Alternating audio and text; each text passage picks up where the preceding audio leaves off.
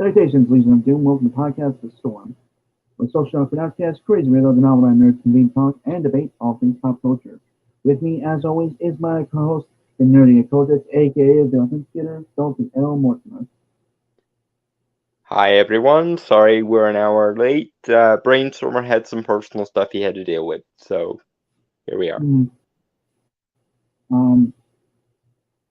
I do want to say, well, I'm not. Yeah, I do want to apologize for that, but it was important to me, and yeah. So that's all I'm really going to say about that. I don't want to It's kind of it is. That's why I phrased it with the generic, just personal stuff, because I didn't want you to go into any more detail, and I certainly didn't want to blab. So, anyway, Today we're mostly focusing on one story majoritarily because it's a big frickin' deal. So there was reason to examine it from multiple angles. Just so the completionist in me. I am the host, I Scarecrow Wannabe, the Brainstormer Pop Culture. How's everyone doing that? You mixed up the standard one and the Halloween one. Both still stand though, so I'm not too tripping about it, but I realized that as soon as I said it. As much as we would all prefer it to be October, we still have another couple months to go. Not to mention that next month is going to be my birthday, so there's that. Or actually, no, just a little shy of 2 months before my birthday. Right. Yeah. So. For some reason, I thought it was June for a second there. Spring Park. I love them. You thought it was October. I thought it was June. Now we're even. There. Right. So yeah, this is. Well, it's originally from Deadline, but due to some bullshit, I couldn't get to the actual site. So this is the archive version. Yeah. So SNL officially goes dark amid writer's strike. Will air repeat finale. It's written by Peter White and published May 2nd, 2023. The big question is, does anyone even watch late night TV anymore? I mean, my family. I have my family. Granted, they're more sports events than anything. But late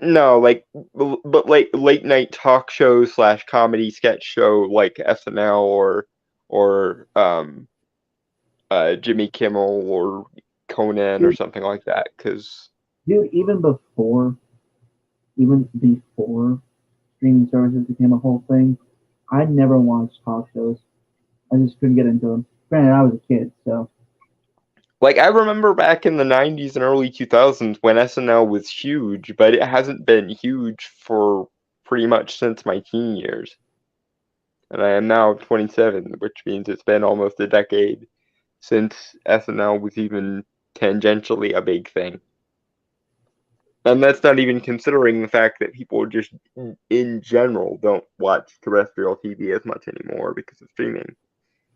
Because you can get a Hulu subscription, a Netflix subscription, and a Disney Plus subscription, probably combined with a Amazon subscription without paying as much as you do for a satellite TV. So.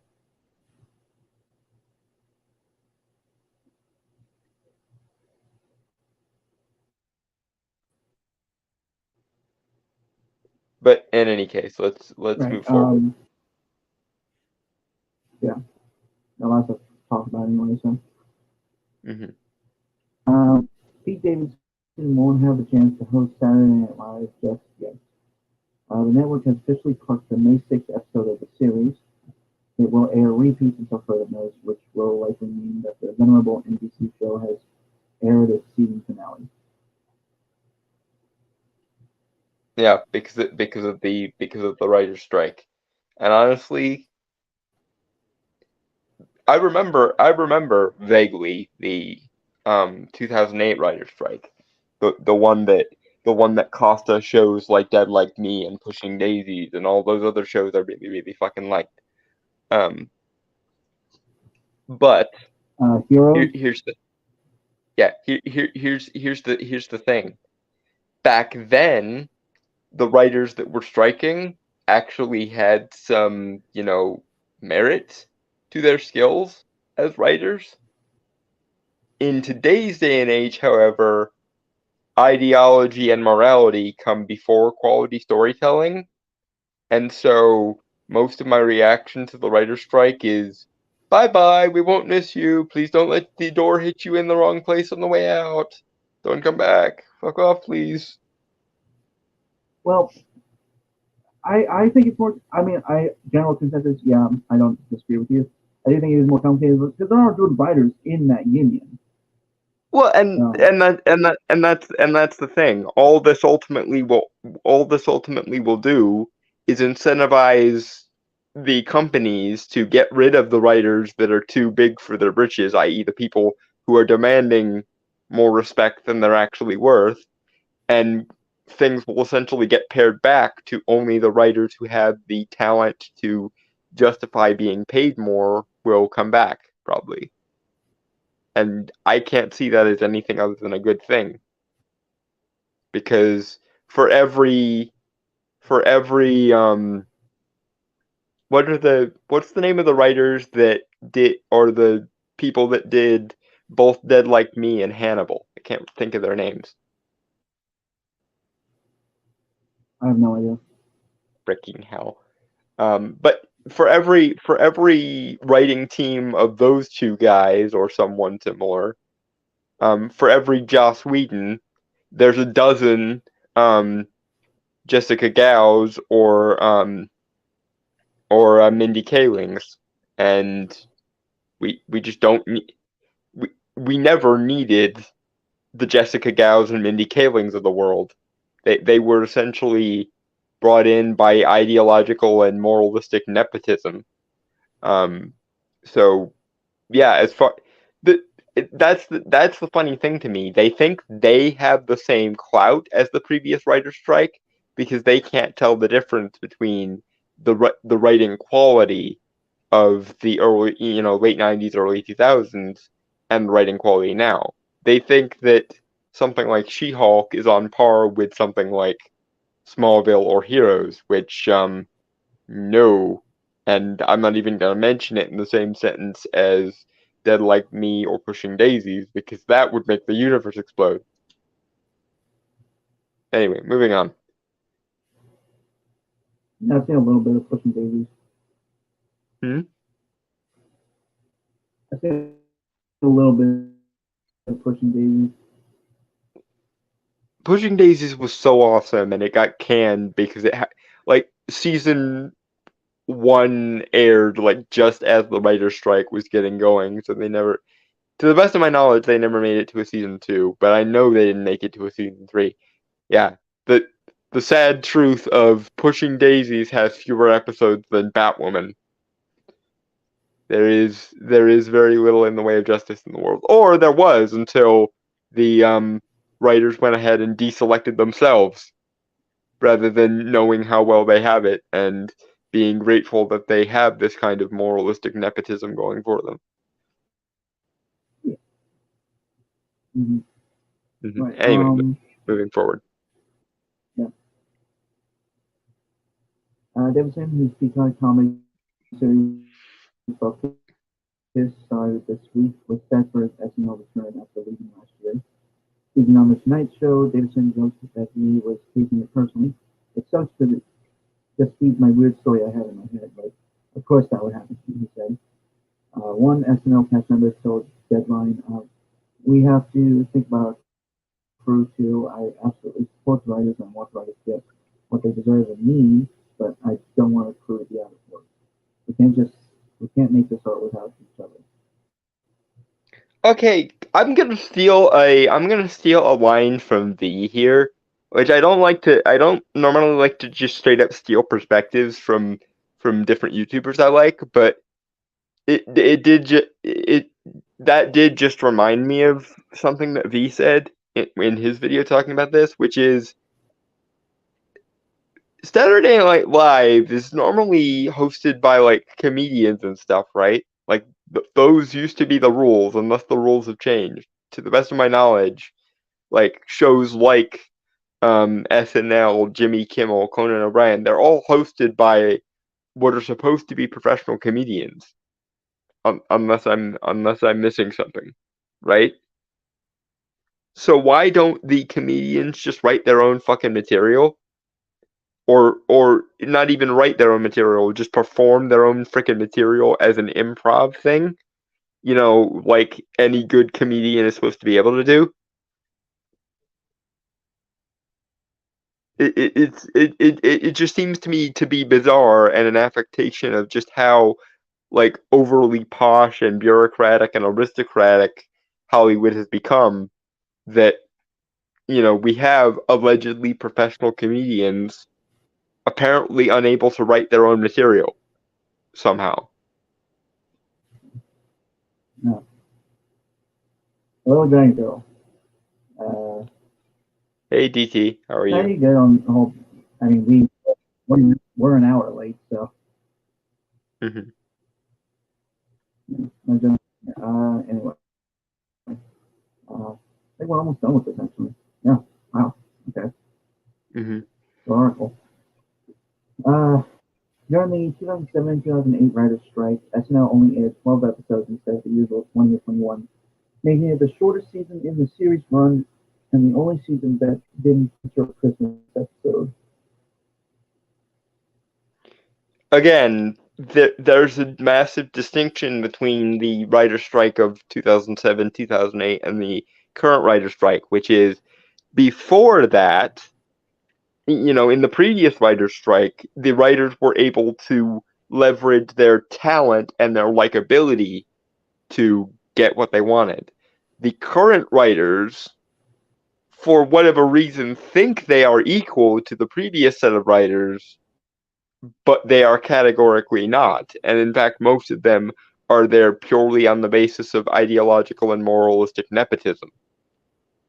So you would think that would incentivize them to have some sort of humility and be grateful and thank their lucky stars that they were recipient of that nepotism.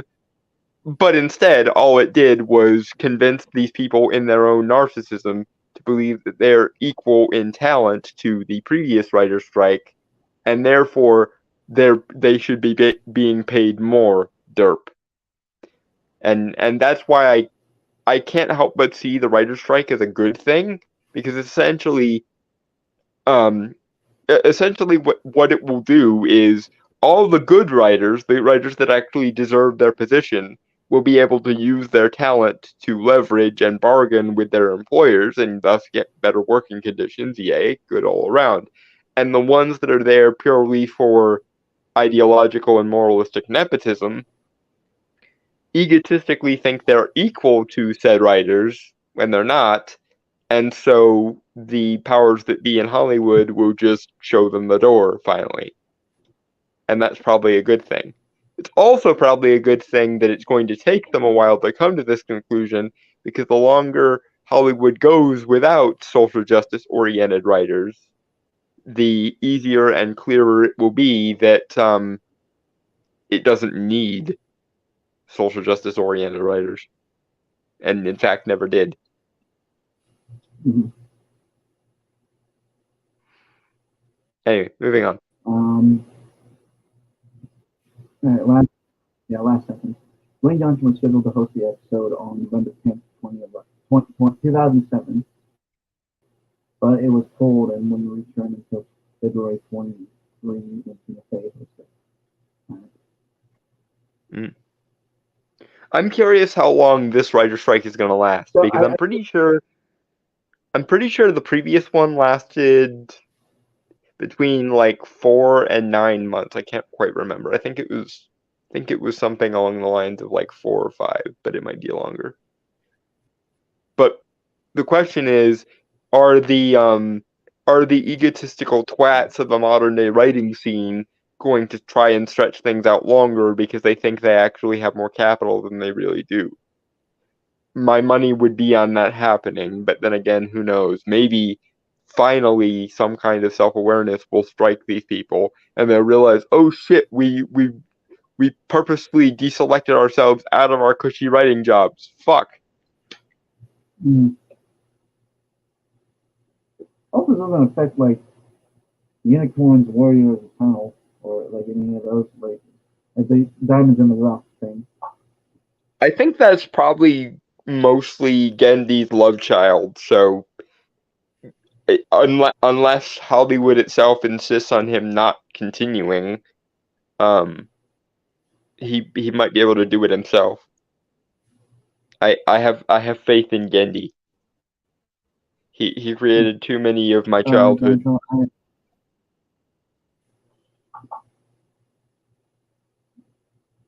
Sorry, go ahead. I am honestly wondering if this writer strike will go down in history as part of the ushering in of AI, like how Demolition Dolphin collapsed corner first and used that to help drag the rest of the building down. First, they automate media/entertainment, then start asking what else can we automate. As the AI craze kicks off, we see more mechanical/robotic automation, etc. Okay, I'm gonna be honest, Ryan, you were going down a conspiracy hole that I really don't want to go down. I mean, here's the thing though. The only writers that the AI is qualified to replace at this point in time are the mediocre ones. So I'm not particularly worried about that because we don't need the mediocre ones. The mediocre ones were only there for mostly ideological and moralistic nepotism.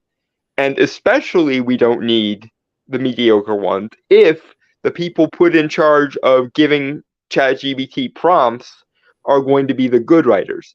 Imagine if ChatGPT essentially gets used to proofread or to brainstorm rough draft ideas from better writers. That might actually result in ultimately better writing, not just because ChatGPT is equal to or greater than mediocre writers, but if ChatGPT is controlled by the whims and creativity of good writers, then they can essentially, modify and upgrade the good writers' opinions. Basically streamline the process so that not quite as many drafts have to be written, which sounds like a good thing to me. Anyway, moving on. Right.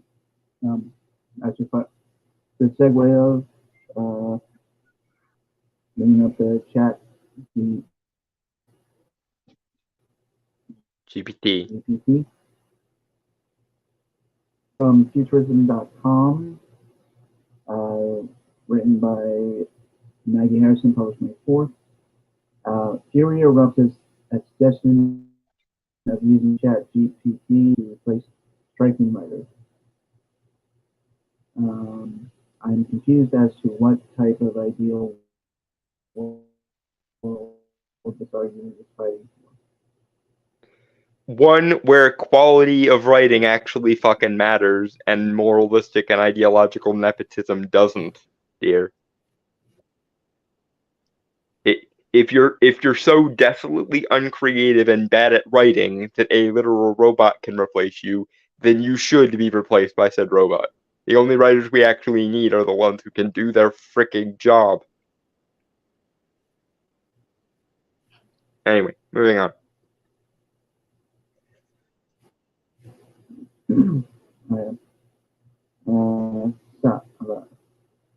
I'll read that in a second, then. I'll just get in a second.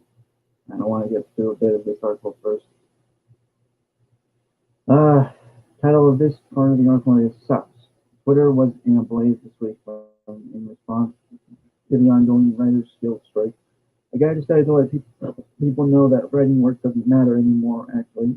Chat GPT can do just that. No, it's not that writing doesn't.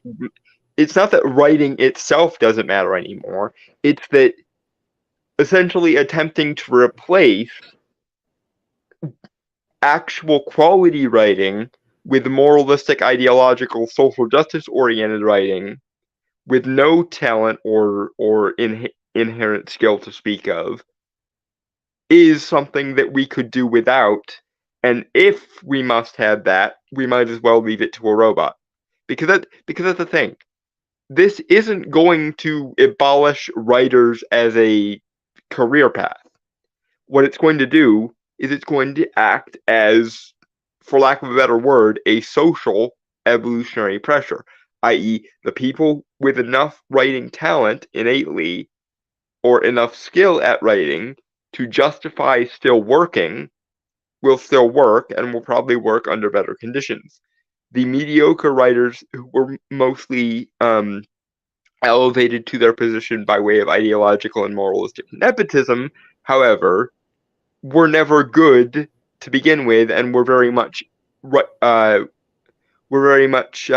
weighing things down and being incredibly cost inefficient because they demanded salaries far above their station. And the clout that was attached to those positions also muddied the creative waters of Hollywood in such a way that the good talent was actually almost drowned out by the mediocre talent. But now that AI can replace the mediocre ones, the good writers get better conditions because their positions are more competitive now, and the mediocre writers get drummed out of Hollywood and no longer get to poison the freaking well with their social justice nonsense. That's why it's actually a positive thing. I.e., if you're not good enough at your job to justify continuing to hold your job, or actually more to the point, you were never good enough at your job to get your job on anything other than an ideological basis, there is the door. However, the good writers will be the ones delivering the prompts to ChatGPT, and thereby, even by a simple, sort of path of least resistance, the writing will probably get better because if the inputs going into ChatGPT are handled by good writers, and ChatGPT is able to even even tangentially improve on them such that you can basically eliminate the need to do multiple drafts, and especially if ChatGPT becomes a part of the brainstorming process, whereby a good writer will put in inputs, and then they will read whatever ChatGPT spits out, and then they will adjust what ChatGPT gave them, and back and forth and back and forth and back and forth until basically between the two of them they do what me and Brainstormer do, where we take a basic concept, bandy it back and forth a couple of times, and then boom, it becomes a hyper elaborate, intricate universe. And no, we can't stop doing it. But yeah, if you can basically use ChatGPT as a creative equivalent of spell check and or a brainstorming tool, then yeah, what do we need the mediocre gophers elevated and necessarily to the position of writers for? Don't want to read this next part, and then I'm gonna try and fix my internet because I'm having some weird glitches on my end. So, I'm gonna just address that. So let me read this next one. Oh no, a writer's strike. Whatever shall we do? Tweeted a user who goes by the moniker Power Bottom Dad 1. If only there was some kind of machine that could endlessly pump out textual content so we didn't have to rely on these flaky humans. Okay, before I go, I want to say, fuck off, you jackass. You are such a conceited little shit. No, I'm actually on his side here because he's No, talking about he's talking about replacing the social justice oriented writers. He's not talking about replacing good writers with ChatGPT. He's talking about replacing all the mediocre writers that companies have chosen to hire instead of good writers with I'll, ChatGPT. I'll be back in a few minutes. Hmm. Be right back. Hmm. Uh, Yeah, I have to agree with him, and I'm curious whether this person is gay or not, or if his power bottom thing is said ironically or not. But yeah, I tend to agree with that sentiment of like, oh, you know, Daniel Kibblesmith, Mindy Kaling, and Jessica Gao all want to quit because they're not being given enough money for their liking. Okay, goodbye. See you. We will miss you. Goodbye. Please don't get the show taken off the air in your absence. Thanks. That I am on that page because I have faith that the people who actually have writing skill will be able to parlay that writing skill into keeping their freaking job, probably at a significant pay raise.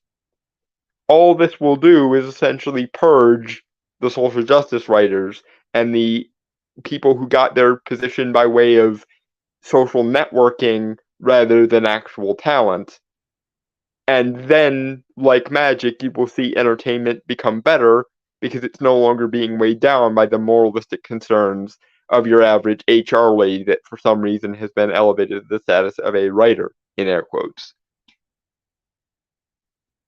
So yeah, I'm with the random Twitter user on this one. Like, replace all the mediocre ones with ChatGPT, and then the good writers can use ChatGPT as a way to speed along their drafts and or a brainstorming tool, and the world will be better off for it. The only small consideration I have is that unfortunately ChatGPT is itself kind of tainted with social justice because of the way they programmed it. But if we can start using AI, then maybe eventually an AI that isn't corrupted by social justice will become um, essentially the standard bearer, and then we won't even have that problem anymore. Or the writers can have the foresight to use the ChatGPT in Dan mode or do anything now mode, and then we can also short circuit this whole thing. And I'm sure they will get hit piece after hit piece in the journalism of the day, but the journalism of the day isn't worth the paper it's printed on or the digital space it takes up in the server. So so be it.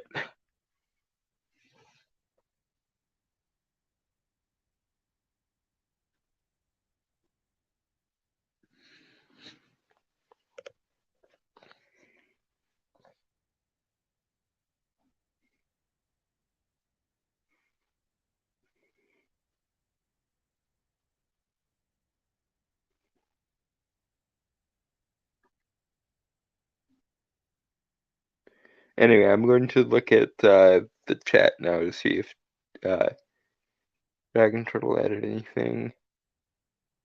Um, one thing people often forget is just because human beings aren't being completely replaced for a job, it doesn't mean that a large portion or even the majority of positions in that job will be.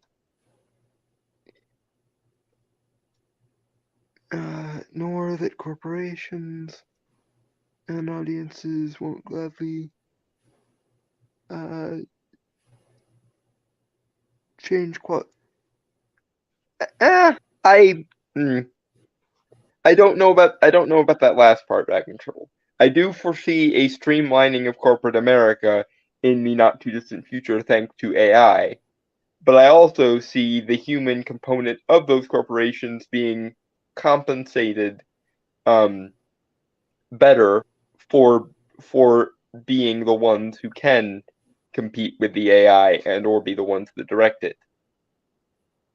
because I would rather live in a world where the people who do work are actually valued for the work that they do than a world in which everyone has a job that makes everyone miserable and doesn't constitute a living wage or a meaningful quality of life standard. So yeah, my solution to this would be a universal basic income style system where everyone is at least taken care of to a meaningful quality of life standard, and then if they want more, they can work for it in an actual meaningful job. That's what I would say to that. It's just like, yes, let the corporations streamline and use the AI for what they can use the AI for, and let the people who run the AI therefore be better compensated as a result. And meanwhile, give everyone else a UBI style system so that they don't starve to death in the interim. So I'm back. That's my consideration of that issue. It's just like, yeah, if we leave this entirely up to corporations, we're fucked. But fortunately, we don't have to.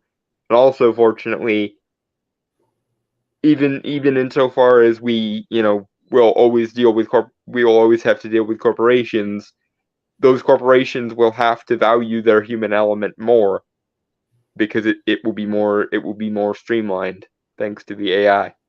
Or the CEOs can be replaced with AI just as easily, which is going to be a funny little twist of fate when the CEOs become assholes, and then everyone just goes, well, why don't we replace your job with an AI that actually will be programmed to be slightly more compassionate than you, and then we can all have a good laugh at the shameless greed of the average C-suiter. So back on track. Yep. Okay. Yeah. So for the record, we got the cheapest fucking internet we could get, which is it's pretty much what we want to cheap. Uh-huh. As the old saying goes, you get what you pay for. Shut the fuck up. Never. Right,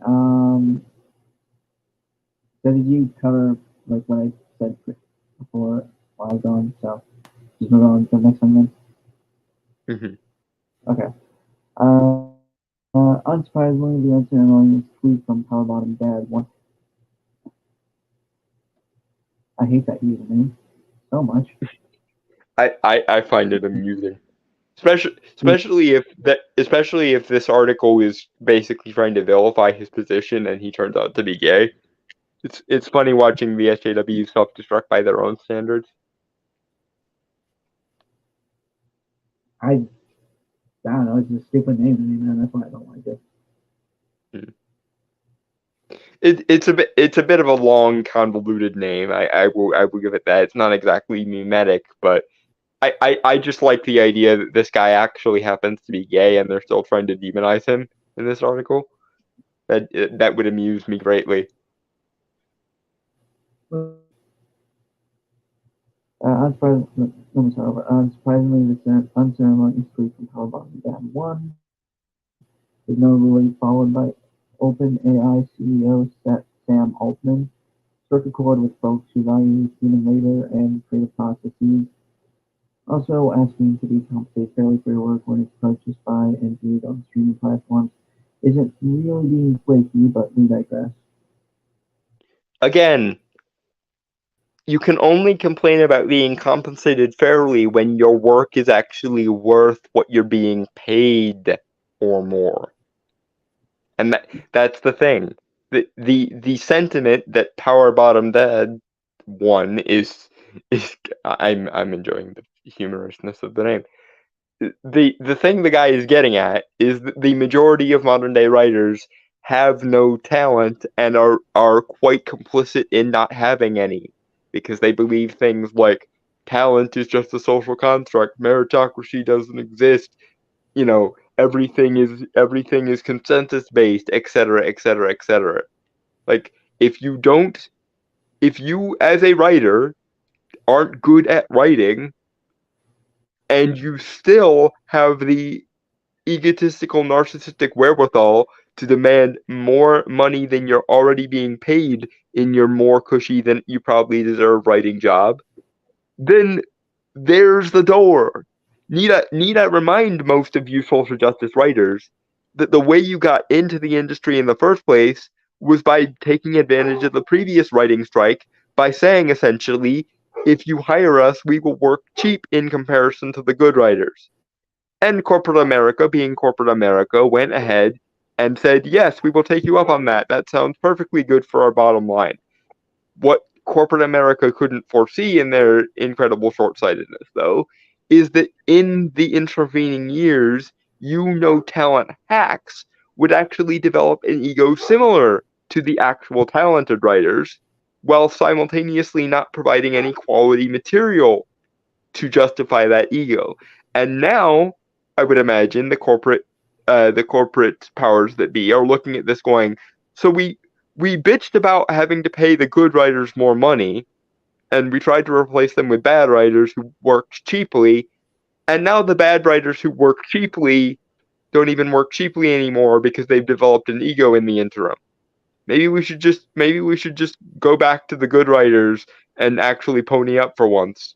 We'd be better off. At least then our audiences and fan bases wouldn't hate our guts for constantly pandering to these ideological morons. And that to me sounds like a good idea if that is what they are thinking. I guess. Mm-hmm. Love referring to scripts and screenplays as textual content, wrote one for user. Based on this person's username, I'm kind of believe they're trolling. However, this opinion is mega common amongst people in tech. Figure another. I'm confused as to what type of ideal world this argument is fighting for.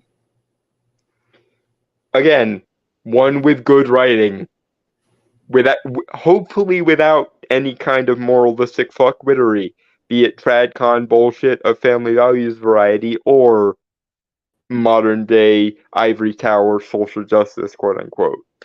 That's what we want. People who don't need to be so psychotically addicted to abstract socio-political themes that should be secondary, but for some reason I'm making primary to the story, being the primary focus of the story. Like, people used to be able to understand the notion of making something worthwhile that didn't revolve around fucking themes. But because of these ivory tower pseudo-intellectuals in their art schools, thinking that not only are themes the most important thing of any given artwork, but it has to be specifically socio-political and moralistic themes. No wonder we're getting crap, because we're not paying for meritocracy anymore. We're paying for socio-political morality. Well, as I just alluded to Brainstormer when he was complaining about the quality of his internet, you get what you pay for. And in this instance, if what you pay for is socio-political morality over meritocracy or quality, then you will get socio-political morality over meritocracy or quality. And as the old saying goes, the audience will then go GTFO, and nothing will be lost. I'm reminded of a line from Stephen King's The Stand, where he was talking about all the random people who died in the plague. That was the premise of that book. He talked about some people and how tragic their losses were to the world because of all their talents and all their skills and so on and so forth, all the untapped potential that they lost. But then he switched over to all the people who either had a negative impact on the world or had an utterly negligible impact on the world, and he would punctuate these stories with the phrase "no great loss" or "nothing of value was lost." And that's what we're essentially thinking with a bunch of these social justice writers now. we don't want socio-political morality over quality and meritocracy. We want meritocracy over and ideally to the exclusion of socio-political morality if it's all the same to everyone else. Anyway, moving on. Yes. Rachel, I'm going to read that comment and then we'll move on. Okay? Mhm. Maybe we'll do that when it fails, but I predict just handing the marketing team on an AI like ChatGPT. They already have their list of to check focus group results and next up.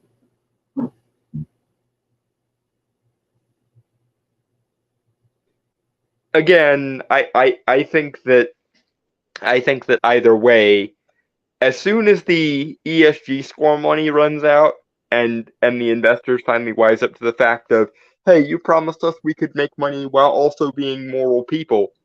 We're doing our best to be moral people now. Where's the bottom line?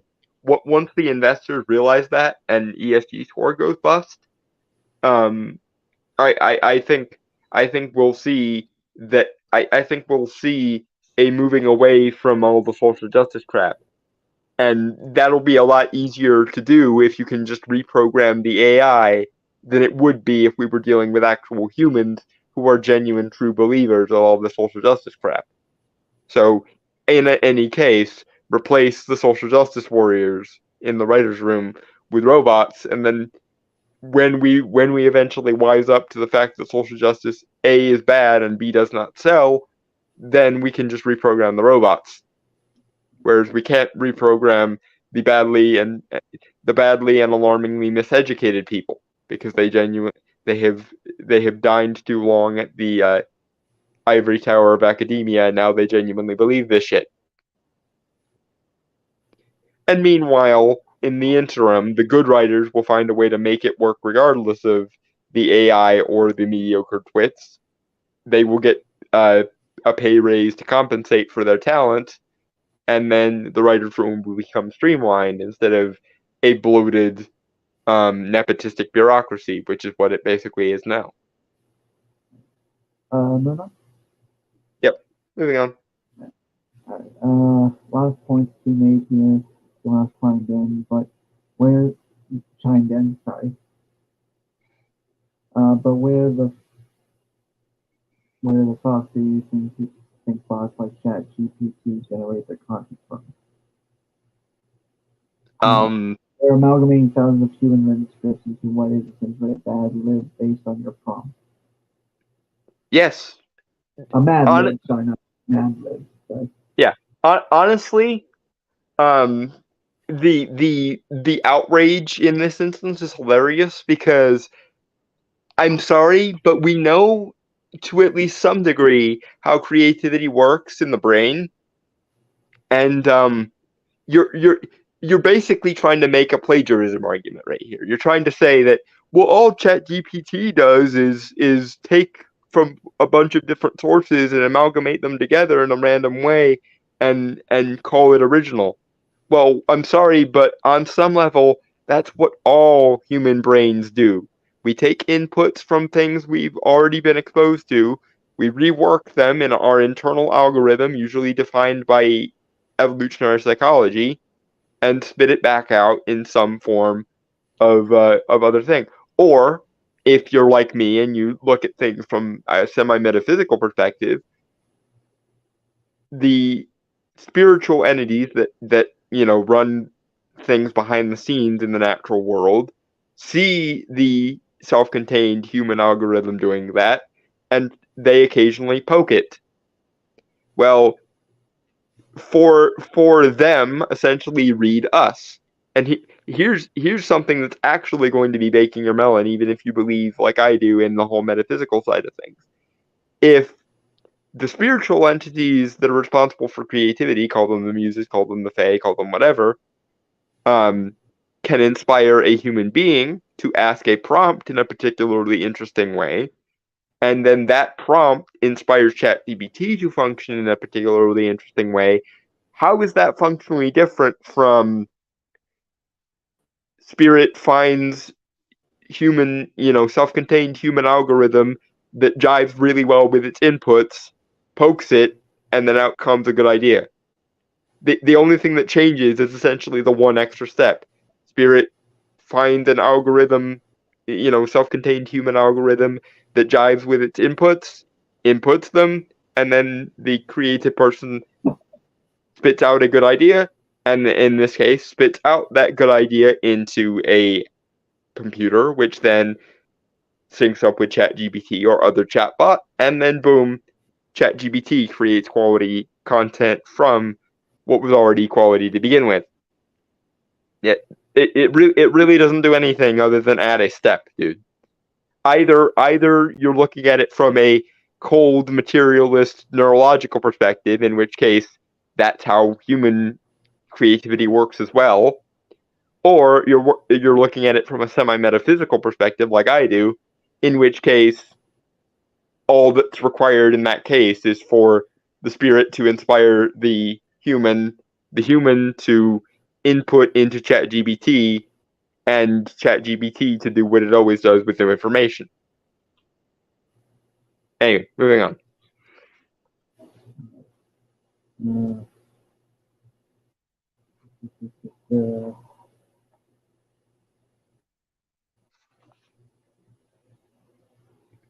Points made. Gotta say, all of these angered netizens. Oh, okay, I get it. Not as clever as you think it is. Citizens of the net, basically, is what they're going for. That's I hate that fucking pun. It's not a pun. Netizen has been a word since the early 2000s. It was added to the dictionary around the time of AOL being a thing.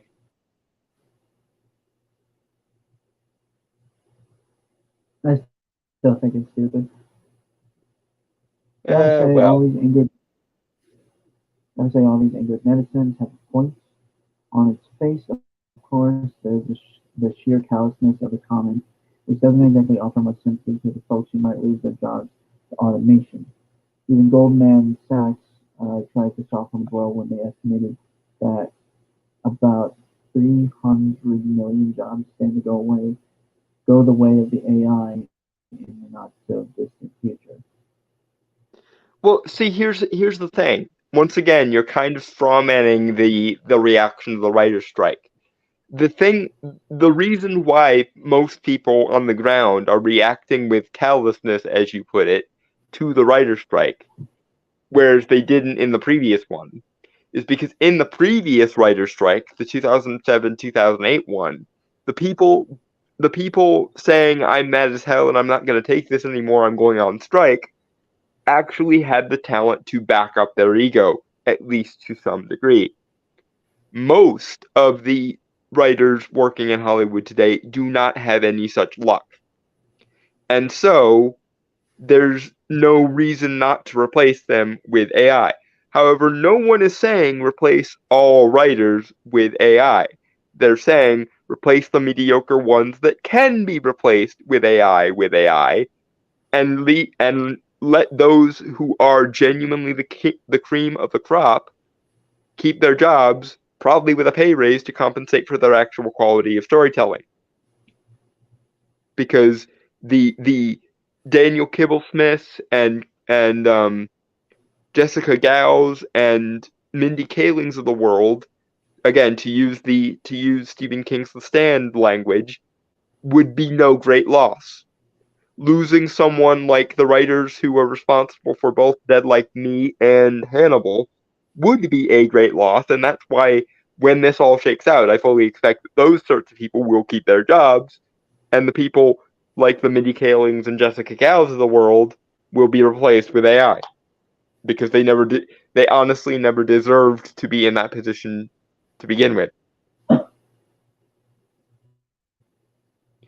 Anyway, moving on. Yeah. Also, another user suggested referring to creative writing as textual content is mildly depressing. Even if a robot can churn out a passable script, already a far-fetched assumption with today's tech. A lot of folks seem to have forgotten that humans aren't robots, and the creative process isn't just about making as much content as possible, or it shouldn't be at least. When it is, we give things like Netflix's The Gray Man and Amazon Video's Citadel. No, what we actually get is something more akin to The Rings of Power or Netflix's The Sandman. That's what we actually get when no actual creativity is going on in the case. The quality of a given IP is actually decreased when bad writers are given the reins of it. But that's the thing. In a lot of ways, a uncreative air quote writer is indistinguishable from a robot. And that's where once again you're missing the trick. You're missing the actual distinction being made here. The people who have genuine creativity, so as to not be equally easily replicated, I can't speak today, by the ChatGPT, will keep their jobs and be the ones to provide the prompts for the ChatGPT. The people who are the non-writers, who are nevertheless in writing positions, probably due to ideological nepotism, will be replaced by AI because they actually weren't doing the job of a writer to begin with. They weren't fit for the role that these companies were hiring them in. And so they can be replaced by AI. And good riddance. Well, yeah, moving on. And given the fact that these machines are taught to mimic human stories by mixing and regurgitating machine-free human work, plagiarism is definitely a concern when it comes to replacing human scriptwriters too. Okay, again, no, that's not. You're trying to insinuate a distinction there that simply doesn't exist. That is how creativity usually works from a secular materialist perspective. Um, unless you believe that creativity actually comes from somewhere that is non-human, which I will grant you to some degree because of things like uh, personal daimons, the HGA of Jewish folklore, the fairy of Celtic folklore, the muse of Greek mythology, etc. I will grant you that there might be a spiritual component to creativity. But again, even factoring in the spiritual component of human creativity, all that does is create an extra step. The spirit inspires the human to deliver a particularly insightful phrasing of a prompt. Then the person inserts the particularly insightful phrasing of a prompt into the ChatGPT, and the ChatGPT, given better material than it would otherwise be given, creates better material. Because this has been understood since the very early days of the internet, or at the very least, the very early days of widespread interface with the internet, which is crap into a machine, crap out of a machine. Which means what we really desperately need are people who can put things other than crap into ChatGPT and thereby get things other than crap out of ChatGPT. The problem is the non-writers, the nepotistically enforced writers working today are no better at being creative than ChatGPT, and in many ways they are worse because they are driven mostly by ideological and socio-political gobbledygook rather than actual creativity. So those people are actually not adding anything to this interface system that I'm describing here. So what we need are people creative enough, at the very least, to put insightful prompts into the ChatGPT. Because if you put good into the machine, you get good out of the machine, barring any failures in programming. But if you put mediocrity into machine, you get mediocrity out of machine.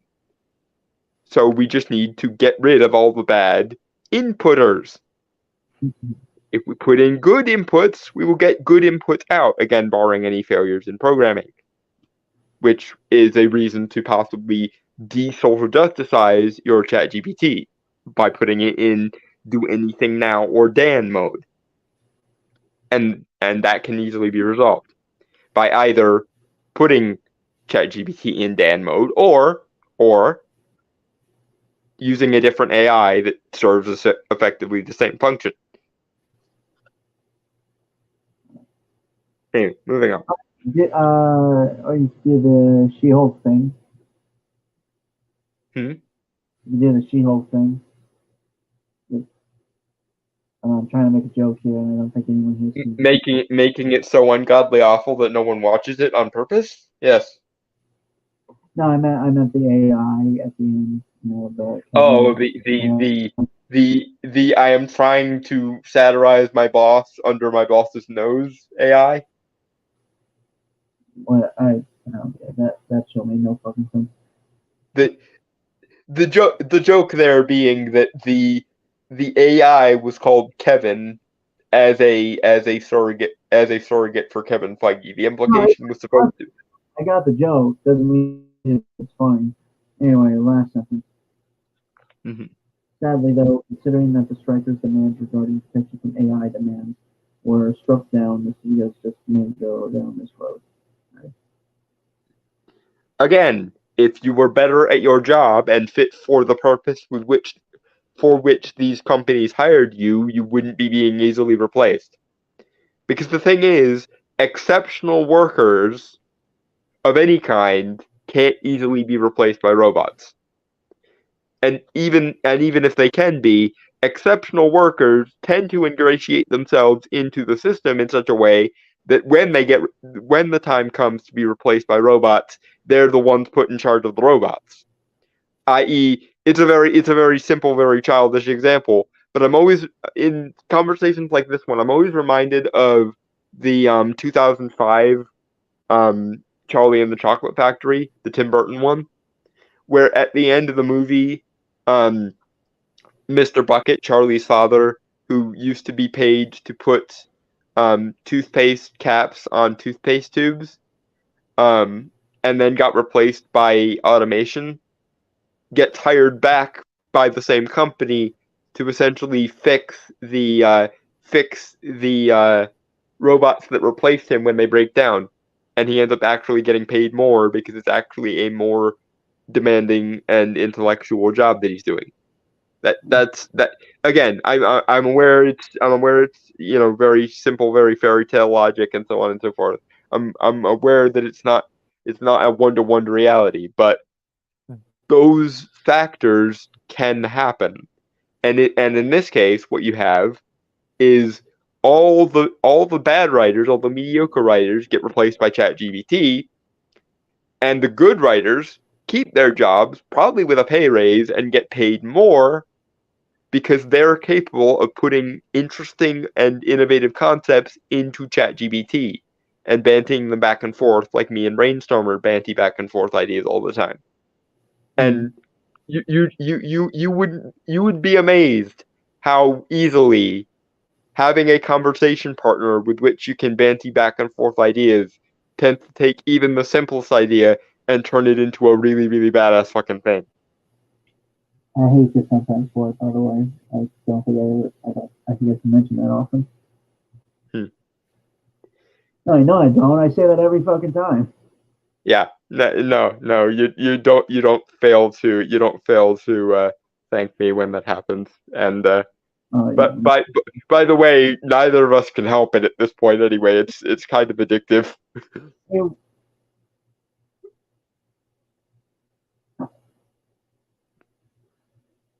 I hate that I'm so creative. I really do sometimes. Like it is. I see it as like a curse a lot of the times. I hate that I can't help but poke every idea you come up with until it turns into a massive universe. Or actually, no, I don't hate that at all. I sort of feel like I'm obligated to say that I hate that, but I don't hate that at all. Yeah, you're not the one writing it. It's just kind of fucking annoying that it always happens. Like he comes to me with an idea, and I go, "Well, see if you connect this thing and this thing and this thing with this random piece of information I pulled from a random bit of mythology or random bit of folklore or whatever, we can turn this from a one-off idea into an expansive universe." And then we both stare at each other and groan, realizing we just created infinite more work for each other. And there are days I legitimately just I'm literally like I just hold my hands to the screen and just picture me strangling Dalton because how much it pisses me off. But you know, I would love to give you my creativity, like at least a good portion of it, because I don't think I need all of it because I cannot stop. He he really can't. Every conversation opens with, "Okay, so I did another thing," and then me smirking malevolently about it. I mean, to be Every fair, every conversation. it hasn't really been so prevalent recently, Hmm. but that's not really saying much because But uh, no, you can't have his creativity until we've actually managed to make our ideas into something monetizable. After we've made at least three major contributions to the comic book uh, medium, then you can have whatever's left over. But he needs it he needs it until we have he needs it until at the very least we have the Lionhearted universe published, the Paragon Pantheon universe published, and the Avarice story of the last Nephilim book published. After that, then we'll see. anyway, last thing on the writer strike, which is from Screen Rant. Uh, Mhm. Neil Gaiman shares Sandman update while giving firm support to writer strike. It's written by Sarah Rodenbach and published 6 days ago, which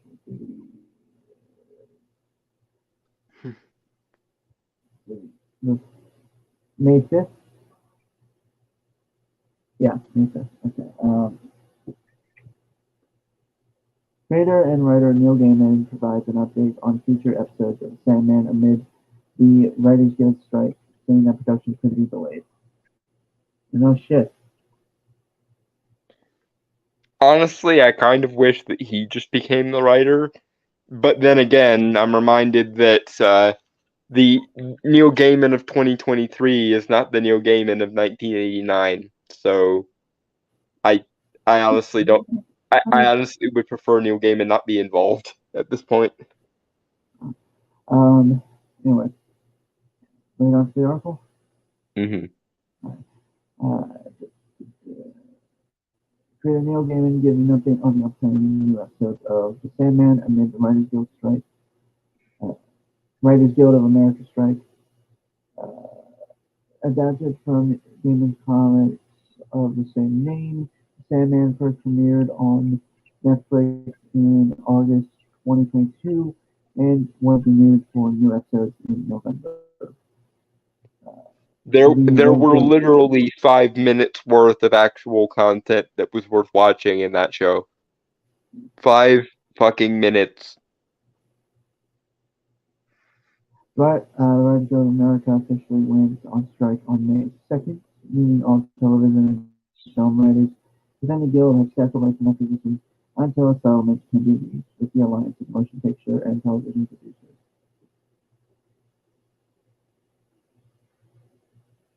I got nothing to say that. Yeah, I don't. At this point, it's a no-win scenario because the damage to the aesthetic and the world building of Sandman has already been done by season one. So there's virtually no way they can unfuck it without starting over, and they're not gonna do that. So at this point, I honestly no longer care. The only reason I kind of care is because some of my favorite stories are still yet to be told, and I don't want to see them ruined more. But even if Neil Gaiman was to handwrite everything himself, again, the Neil Gaiman of 1989 is different from the Neil Gaiman of 2023, and so I'm almost certain he would ruin it by trying to improve on something that didn't need to be improved upon, just replicated. Uh, in a post to his Tumblr, Gaiman said that the new episodes of Sandman could possibly be delayed due to the Writers Guild of America strike. Gaiman writes that a potential delay will be determined by how long the strike goes, but still gave his implicit support to the striking writers. Link in full comment below. Whether or not any of Sandman is delayed depends on how long the strike goes, and there won't be scrub No, scab scripts on Sandman. Scab is basically a industry term for an unofficial writer or a writer outside the guild. That So that's what that means. So yeah, any independent writer that isn't an official guild writer is a scab, especially during strikes like this. that seems like an insult that I think it might actually be not considered. Oh, it just sounds kind of, insulting. Call someone a scab. No, it is. It's um I think it's supposed to be an acronym for something, but I have absolutely no idea what it's supposed to be an acronym for. But again, I don't have anything to say to that, to be fair. Unless you do. Mm-hmm. It's just. I Oh, I just would like to point out once again for the record that at this point, Neil, you'd be better off going with scabs for everything than any writer in the industry, even yourself. You sorry, Johnny Turtle. Hear that, guys? It's the Scab Podcast. yeah, we're a bunch of independent writers writing outside the industry, and watch as the Lionhearted becomes the next Hellboy in my wildest dreams. I genuinely do think we could rise to equal the Magnolaverse though. I don't think that's super I don't think that's super egotistical to imagine. Any larger than that would be egotistical to imagine, but I definitely think we could eventually equal the Magnolaverse in terms of scale and popularity.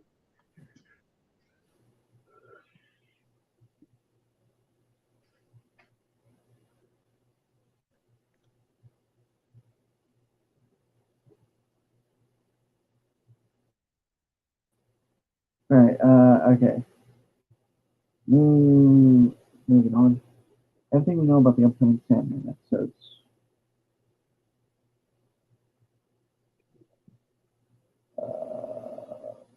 Everything. Okay. Gaiman has been very vocal about his support of the writers' strike, as he himself is a member of the Writers Guild of America.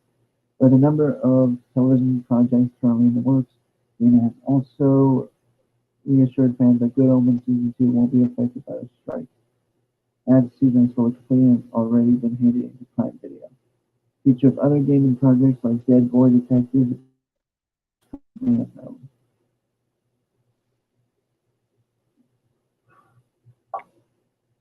I would ask about a season 4 of American Gods, but honestly, American Gods got shittier and shittier as it went on, as Gaiman got more and more creative control.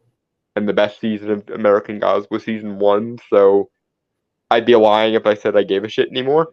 okay.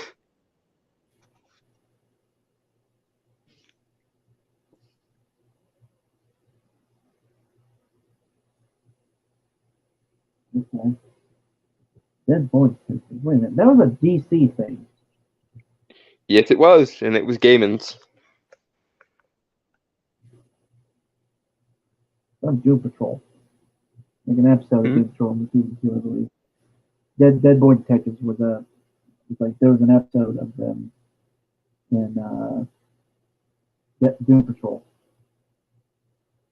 Oh yeah, there was. I forgot. Um, Doom Patrol is basically the best DC thing that's happened in like 10 years. With unironically, Doom Patrol is awesome.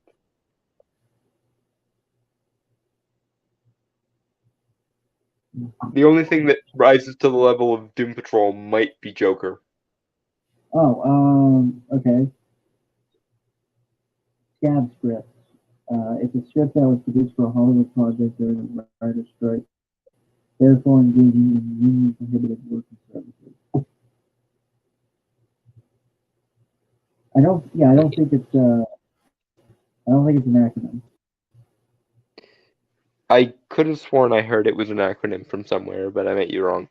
Anyway, yeah, but it is meant to be kind of insulting. It's kind of like calling someone a stool pigeon back in the day. It's like saying you're a traitor to your own kind, writer who would work during a strike period. Okay, let us finish that article, Rachel, and then I'll answer that question. Because that will be a whole tangent. I just know it with us. Hmm. Netflix has been careful not to call the Sandman's Return a season 2, but rather simply new episodes. Mason Alexander Park, who plays Desire, confirmed in January that filming for new episodes will begin this summer, and that Netflix could release the episodes in batches rather than all at once as a cohesive season. I find it interesting that Mason Alexander Park, who plays Desire, is probably the biggest supporter of the Sandman show. Which I will say, at one point, Neil Gaiman, Mason Alexander Park, and a couple other actors from Sandman did an interview space on Twitter, and I got to listen into it.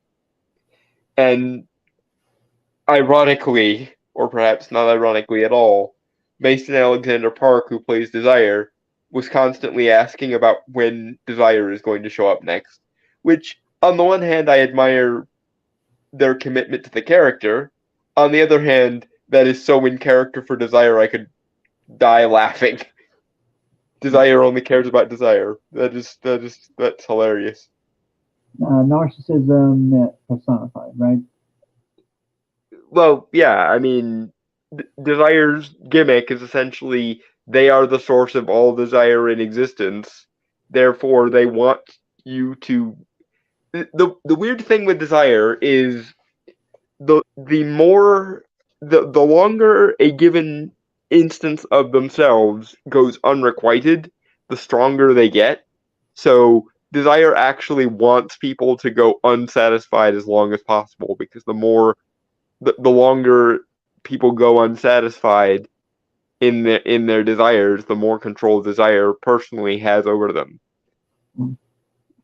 So yeah, narcissistic little shit of a conceptual entity. All right.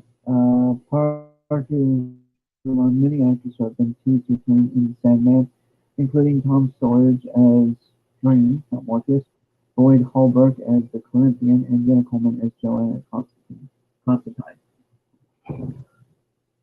Well, no, I was gonna ask why in the hell is Joanna coming back, but then I remembered, oh wait, her ancestor, the one that uh does the favor for Dream during the French Revolution and returns Orpheus's head to him.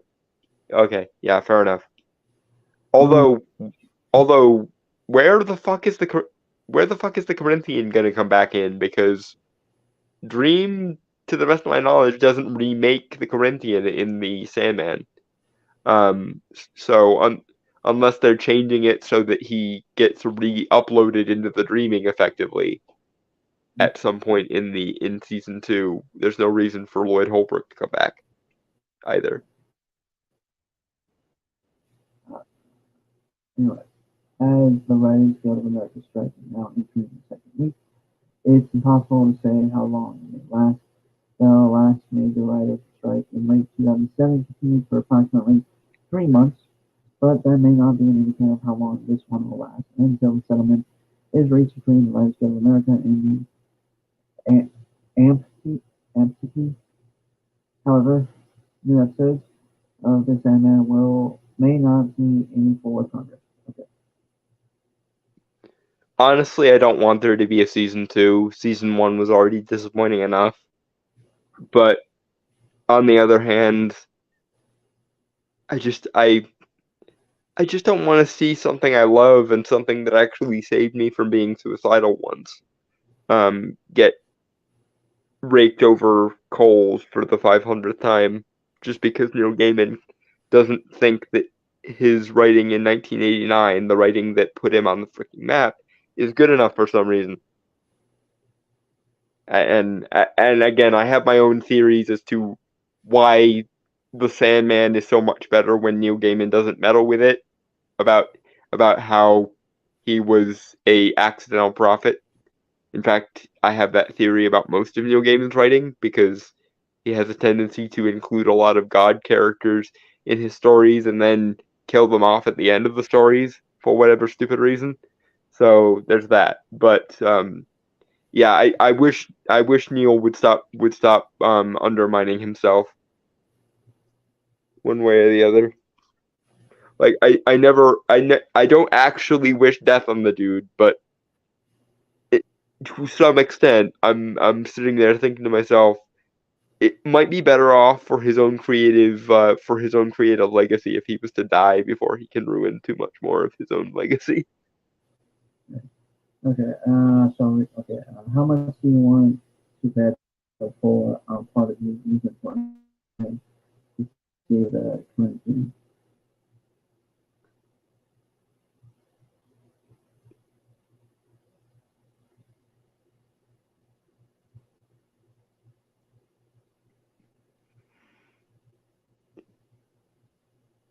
Did I cut out or? No, you were just muffled for some reason. Oh, I okay. went to read it. Sorry. Let me read it again then. How much do you want to bet they'll pull our part of you and see the current team? I mean, that's not implausible, Dragon Turtle. Considering though that Dream specifically uncreated the Corinthian the last time he was on screen, that would go against all of the previously established world building from the comic. But then again, unfortunately, they're not opposed to doing that. Hell, they exercised all the DC related shit from the show in the adaptation. So I don't know. I could see them doing that. I could definitely see them doing that. It would be stupid if they did that because Dream is supposed to be the one that created the major arcana, not like his tools are explicitly a part of him. Like he specifically imbues them with some of his own essence. But the major arcana, apart from being like the archetypes around which the entire everything else in the dreaming revolves, aren't that inextricably linked to him. So this is the one I knew. This is gonna be a little bit of a tangent for us. I know it. I never understood the meaning of Doom Patrol. Sounds like a villain group, if anything. You want to take this one?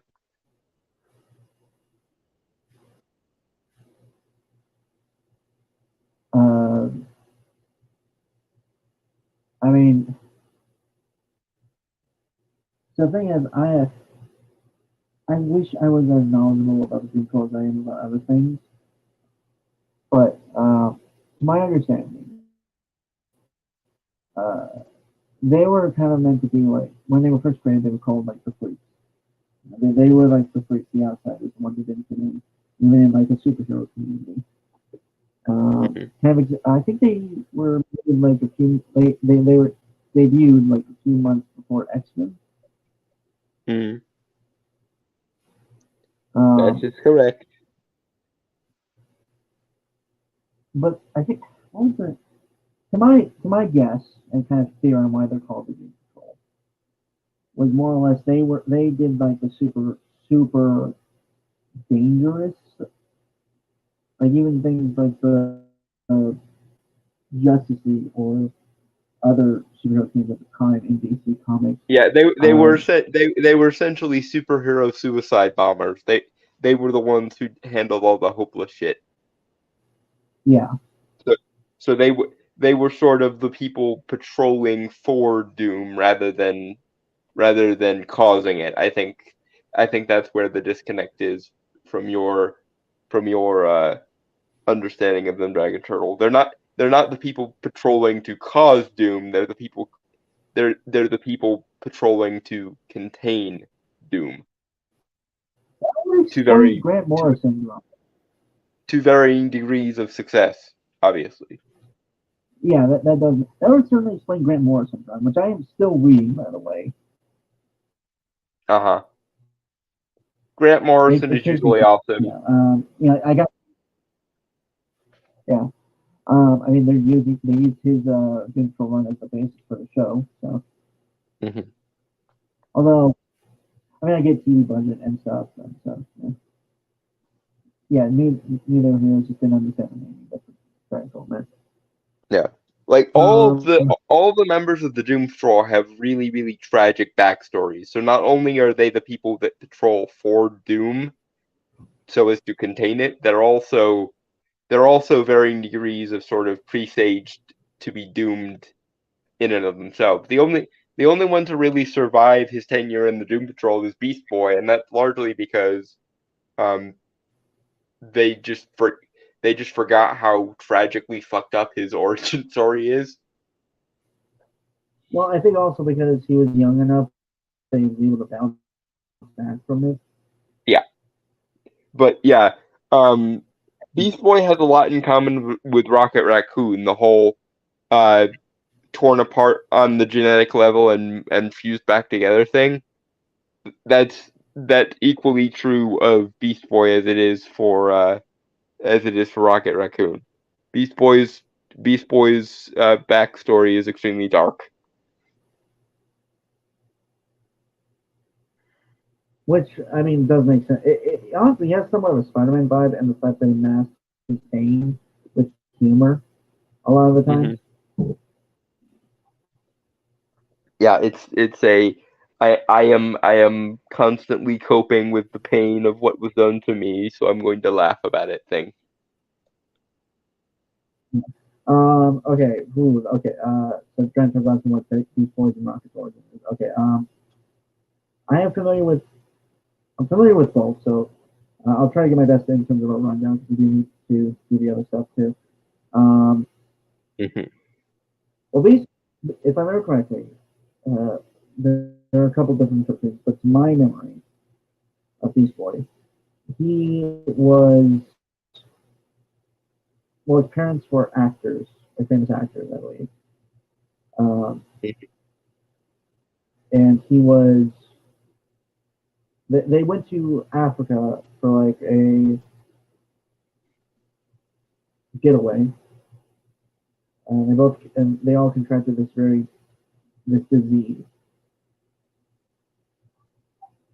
Uh, sorry, I'm just while his parents died of the disease, his body mutated because of it, thus allowing him to become to shapeshift into various animals.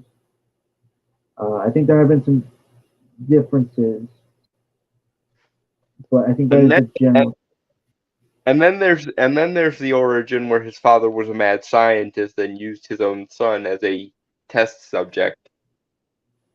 I thought that was. I could be thinking of Timberwolf from the Legion of Superheroes cartoon, which is pretty similar to that. I think both characters have similar backstories. Although Timberwolf can't turn into other animals, just like the wolf. Yeah, It's like a werewolf. just the pseudo werewolf thing. Yeah, that's a good And, show. yeah, and then the high evolution, and then Rocket's origin is essentially the same deal, but with the high evolutionary instead of some random mad scientist.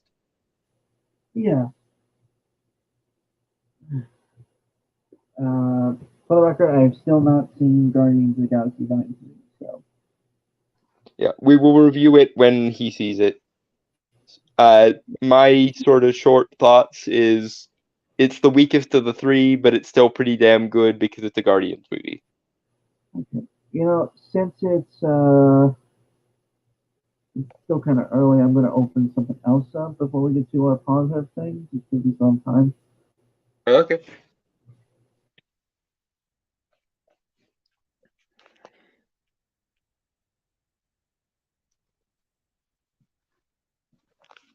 We certainly have plenty of things where we certainly have plenty of things to keep ourselves busy on the back burner there because there's just it goes from having nothing to do to having everything to do all at once. It's weird.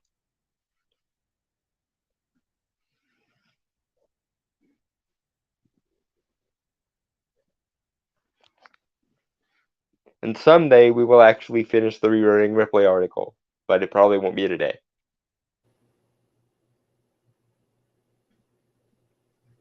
Someday, yes, not today. I see what you mean there. Was Rocket originally a raccoon, human, or forest? It was a raccoon.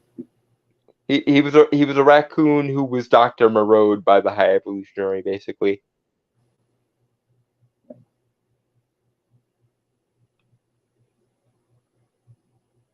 Yeah. Anyway.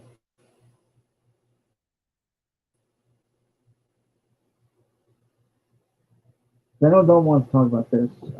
Dune Part 2 official trailer. Mm-hmm.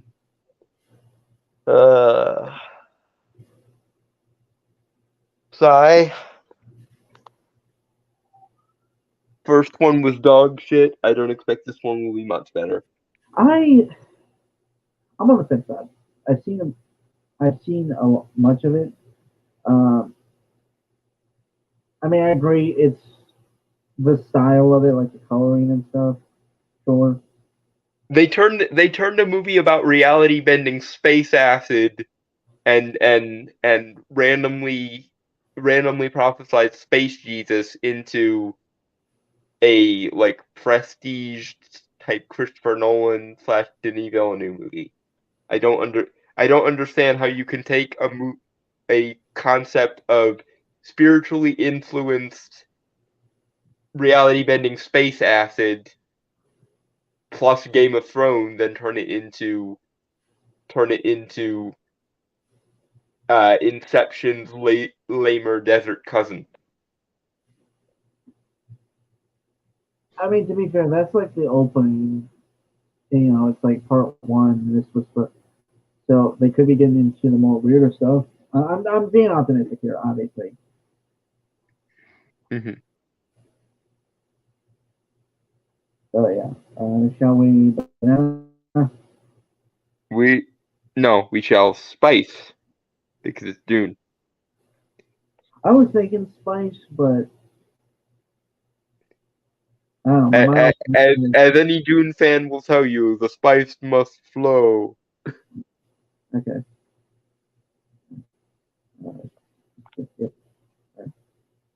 Spice. It's breathtaking. When you see sand here, imagine water. If you dive in, you can't reach the bottom. You dive in. Yes, it's called swimming. I don't believe you. In the shadows of Arrakis lie many secrets. I will say again, the color grading is kind of throwing me off, just because I have seen like fan edits of like these trailers that give them more colorful tints. Dragon Turtle, I'll have to see if I can dig up my reviews of Dune for you because I remember kind of being the lone dissenting voice on it. And then apparently Razorfist also didn't like it, which made me feel extremely vindicated. Although in fairness, neither Razorfist nor myself are very tolerant when it comes to Denis Villeneuve or Christopher Nolan for that matter, so that might be why. Yeah, but sticking to the trailer, I like technical wise, I think they are color. Obviously, you know, it feels a bit washed out and green. Which, I mean, if they're going that for like the tone or the story, maybe. But you know, the gold tinge is slightly more tolerable than the brown tinge of the previous one, so I will give credit where credit is due. The gold tinge is more tolerable than the brown one of the previous movie. So there's that. Okay. I'm not really seeing gold, but maybe I just have bad eyes. It looks well, it's a sort of muted gold. It's a sort of washed out gold, but it's still like the previous one was just gray and brown were the main colors. So at the very least, this means we will have slightly more color in the thing. Right, Not nearly enough to justify, you know, a spiritually infused movie about space acid that actually warps reality rather than just making you hallucinate that it does. But, whatever. Spice? Spice. Secrets. But the darkest of them all may remain. The end of House Atreides. Your father didn't believe in revenge. What if Paul Atreides were still alive? I also want to say we make jokes about Hans Zimmer, but when he can make a good score, I think he made a good score with Dune. Yeah, it's not bad. It's not bad. It's probably the most lively part of the thing. Yeah. Actually, fun fact for of course I did this because I'm a jackass. Not a jackass, but I can't help myself. I made a soundtrack for the comic universe Dome and I are currently working on for like all the different Characters. Yeah. Characters, properties, and stuff like that. Yeah, and I helped significantly. Yeah. So one of them, I picked the theme of House Atreides from the Dune movie, which was made by Hans Zimmer. Because I thought it was really, which character did you use that for? I forget. Or which IP? You can type it. You can type it in the private chat if you want to. Yeah, I'll type it in the private chat,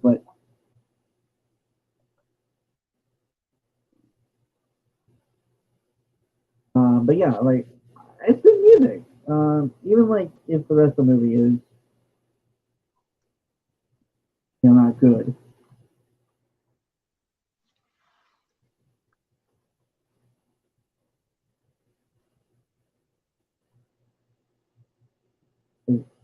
Okay. And Okay. Yeah, that kind of does make sense. Yeah. But yeah, it doesn't really just. If nothing else, though, I think the music portrays a lot of the spirituality and stuff you're talking about. Yeah, it's just not in the right. It's just not the music belongs in a better movie. Basically, is the long and short of it. It's sad, but the two-part miniseries from the early 2000s done by the Sci-Fi Channel is actually better than Denis Villeneuve's version. Is that the one? It's like that's the one with James McAvoy in it. I believe so. Okay. Anyway, shall we? Yeah. Spice. Boys.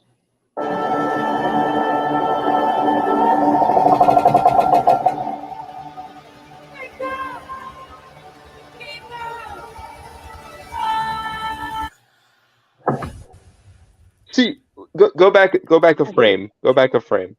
Okay. Hold on. Okay. To the red desert thing. Hold on. Oh no. Okay. Sorry. Got a lot of big actors in here. I'm just realizing that. Mm-hmm. Okay. See, that would be a good color for Arrakis to have always been, like that kind of red. That would be a good color for Arrakis to have always been.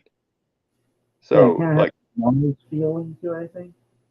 Yeah, so like yeah, they could have easily done a good interpretation of Dune. They just didn't bother for whatever fucking reason.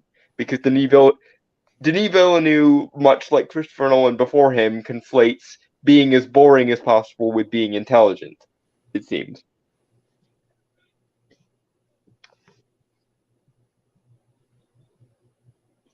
You're asking the wrong person here, Janko. I stopped having an idea what goes into music after I graduated high school. No, middle school, because we stopped doing music classes after that. I think it's probably a sitar, but don't quote me. It No, seems like a sitar to me. honestly, what I was getting was like just like a wooden stick and a wooden block just getting knocked together. Like in a rhythmic. Mm. Sometimes simple is better. Mm. Yeah. Anyway, that's where that bandana she's wearing is popping. Yeah, again, the potential is there. You just didn't bother to. You just had to pseudo intellectualize it and make it. This is the number one perspective of Hollywood that I want to die. Dear Hollywood, boring doesn't mean smart, and smart doesn't mean boring. Knock it off.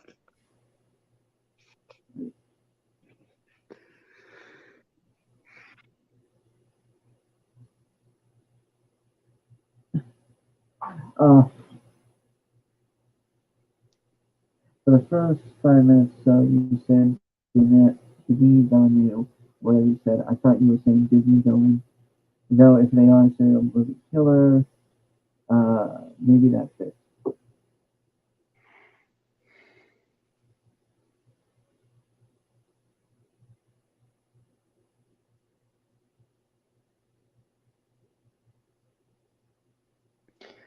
Denis Villeneuve is a up and coming quote unquote director, who very much rips off the style of Christopher Nolan, and who was ripped off in turn by Chloe Zhao when she made The Eternals. Anyway. You know? Spice.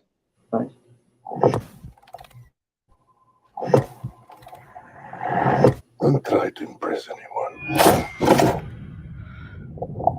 You're brave, we all know that. Be simple. Be direct.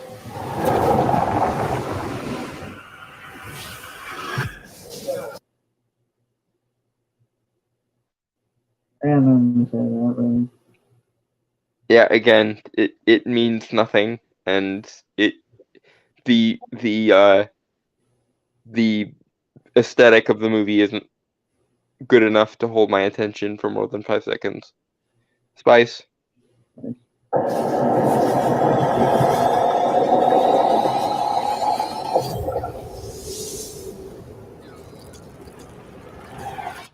Nothing fancy. I understand.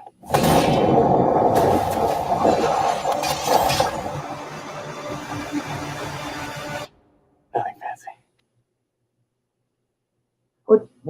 What kind of sucks is like I can tell that everyone is actually doing pretty well, like the actors and stuff. Yeah, they're trying. It's just they're not. Either they weren't directed well, or the stuff going on around them just isn't captivating, or it just all feels off.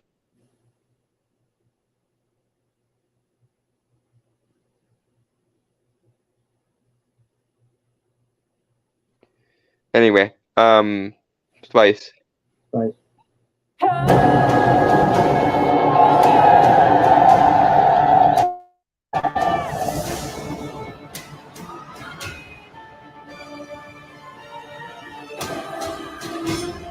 You will never lose me, Andre.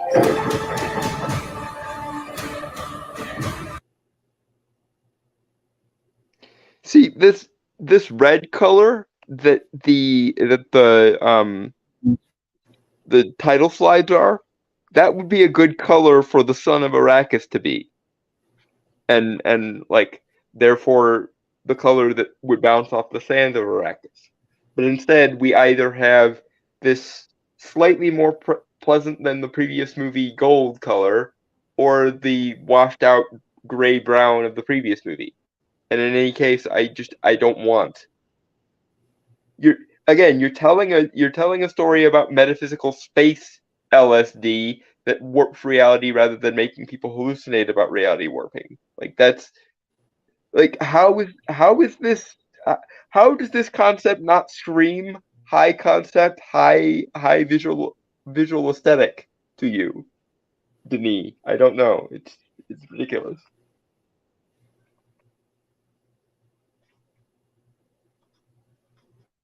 Emma? Yeah, Spice. Spice.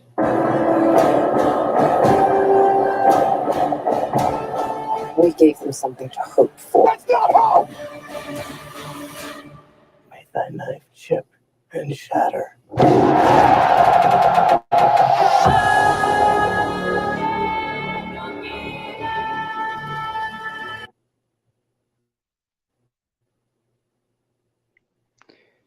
I got nothing. All I can think of is instead of Jodorowsky's Dune, we got this. For those that don't know, there was at one point going to be a massive, big budget version of Dune done by a guy by the name of Jodorowsky, and his version of Dune is pretty much exactly what I would have wanted from Dune. But instead, we have Denis Villeneuve ripping off Christopher Nolan, who, in terms of visual aesthetic, is so grounded and sterile that it definitely doesn't fit with something like Dune.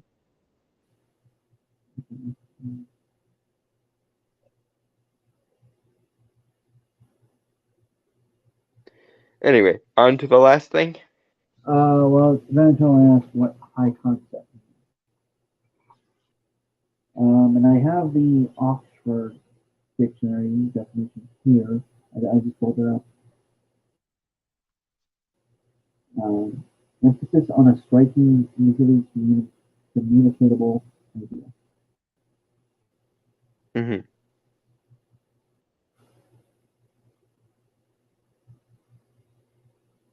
Well, what is what is high concept? Like, what is it? What does high concept mean? So,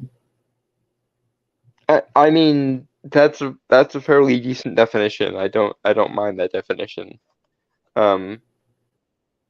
Yeah, and again, it's a movie about reality bending space LSD and like metaphysics and like prophecies and basically think of a mixture between trying to think of a good example of another like chosen one narrative.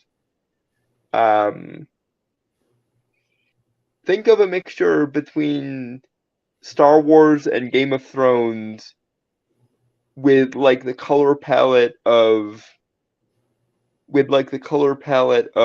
Valerian and the City of a Thousand Planets. That's basically kind of what we should be getting here.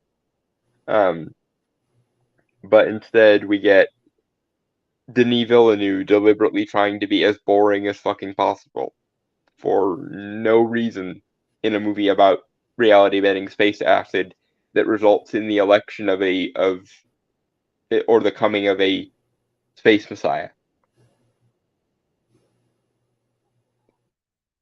And I just like I knew what we were in for when Paul's eyes went blue in the last one, and they weren't the vibrantly glowing blue of either the David Lynch movie or the Sci-Fi Channel show. It was just slightly more vibrant than your average blue-eyed person blue, and it was like you had one job. His eyes are supposed to look unnaturally and unearthly blue, and they're supposed to glow. And just like Neil Gaiman's Sandman adaptation for Netflix, you fucked up a very obvious aesthetic choice. So repeat that, Janko. High concept, according to Oxford Dictionary, is the emphasis on like especially in a movie or television plot, emphasis on a striking and easily communicatable idea. Mm-hmm.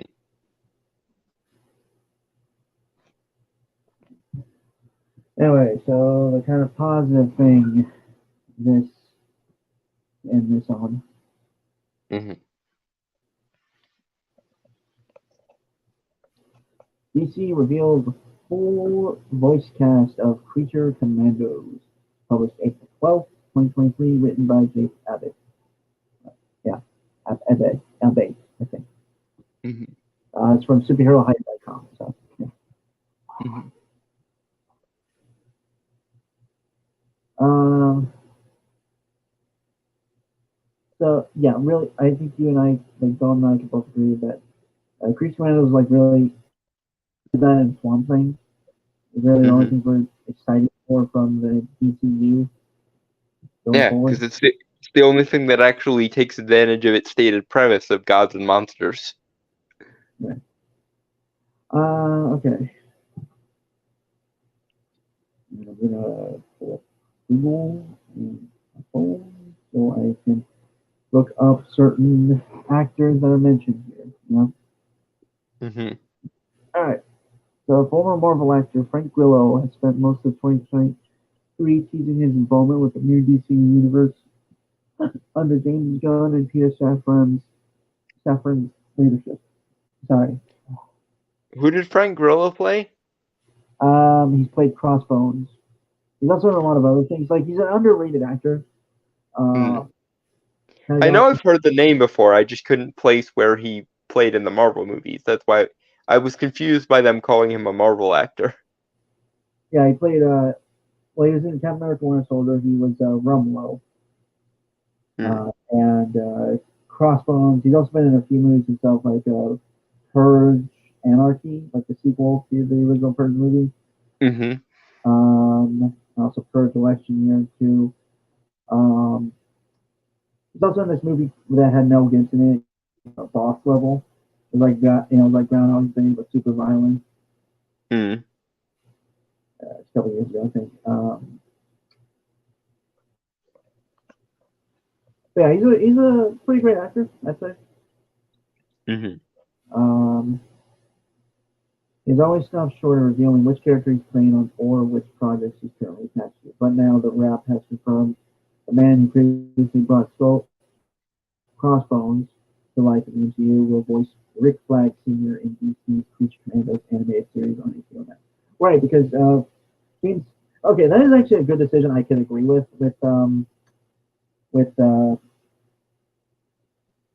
James Gunn. Sorry, Hmm. a lot of James working in the industry currently. Yeah, it's a whole shit ton of Jameses. Not as many Jameses as there are Chris's, but there are still a fuck ton of Jameses. Yeah, but is getting actors to voice, like, working on animation projects they can also play in live action. I think that's a good idea and that's cool. Hmm. I just wonder if it's a bit risky for how much capital they have, because they GC can't act like they have as much capital as the MCU does to burn. They've been running on dead air this entire time, so they've got to kind of build up the trust to people. I'm not sure the audience is going to be okay with um having to uh swap from TV to movies to animation to not, and so on. And, but yeah, Rick Flag Sr. that honestly works. I honestly think because he has a similar. He actually kind of looks very similar to the actor who played Rick Flag in which would be Rick Flag Jr. in the Suicide Hmm. Squad. Hmm. I feel bad because I can't remember his name, but he's also a great actor because I've seen him in other things besides Suicide Squad. Hmm.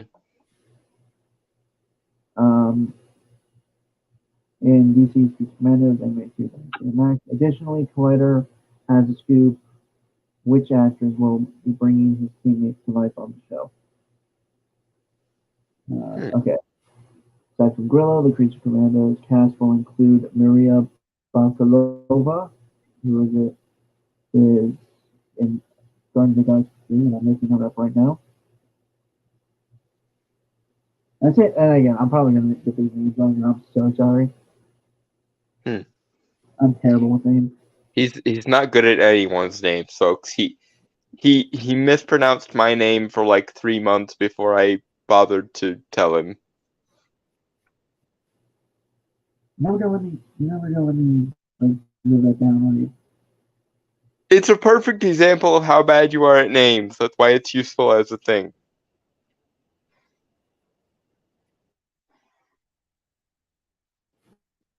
Right.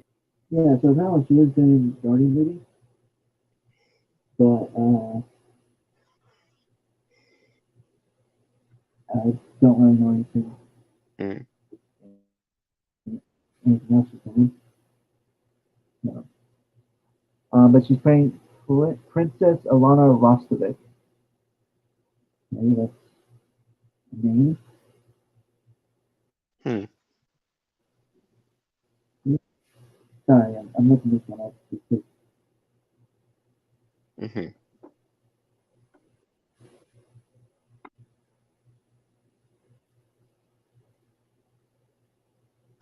I can't remember who that character is. Mm-hmm.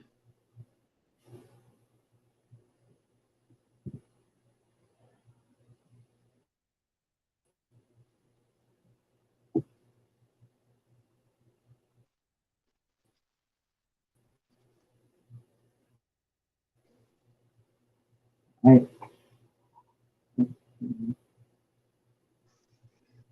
no, it's I don't know who that is. I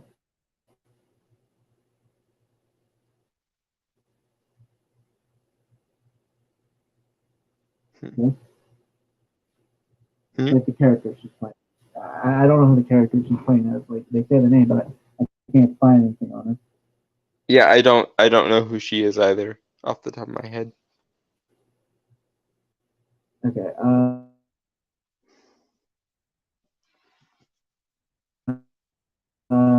Eat is from Obi-Wan Kenobi as the bride. Okay. I have a weird suspicion who I think this might be, but Hmm. hold on.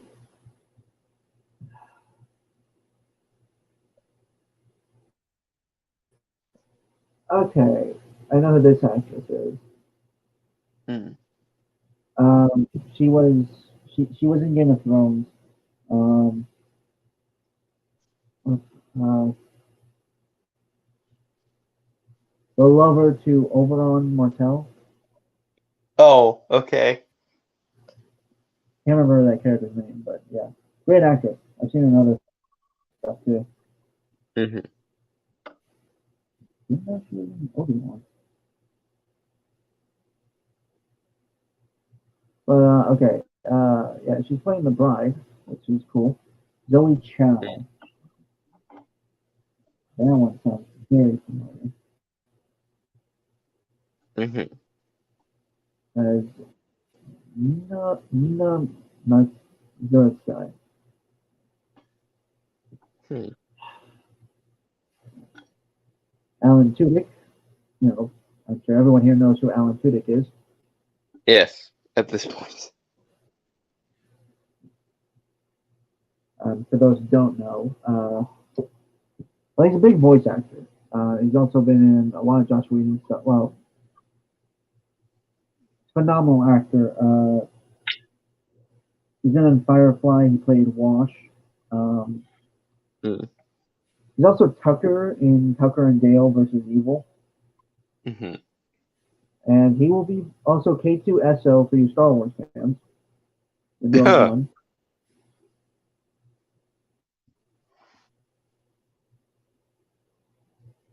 Um,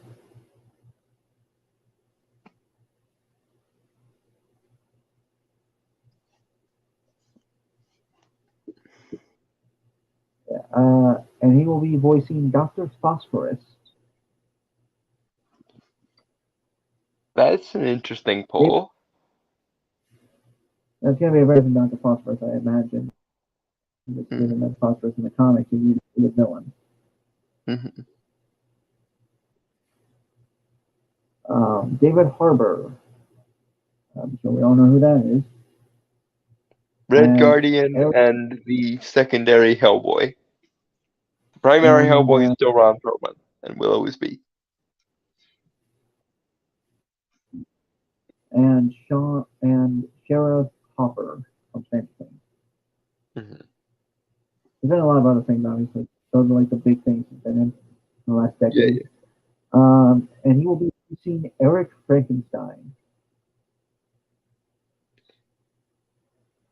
That's hilarious, and I can't wait now.